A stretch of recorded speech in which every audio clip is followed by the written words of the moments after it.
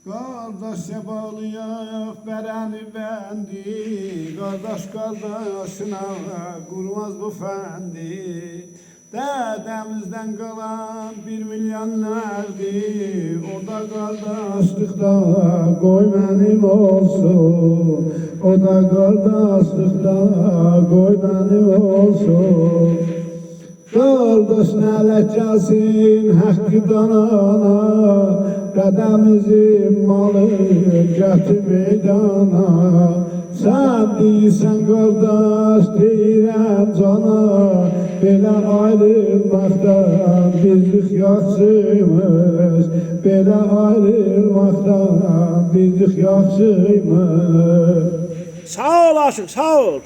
Qardaşı söyləmə qonşularama, yığılar el tayfa, el düzü danlar.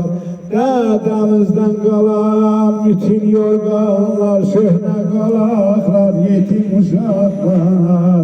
Onlar qardaşlıqda qoy mənim olsun. Sağ ol. Onlar qardaşlıqda qoy mənim olsun.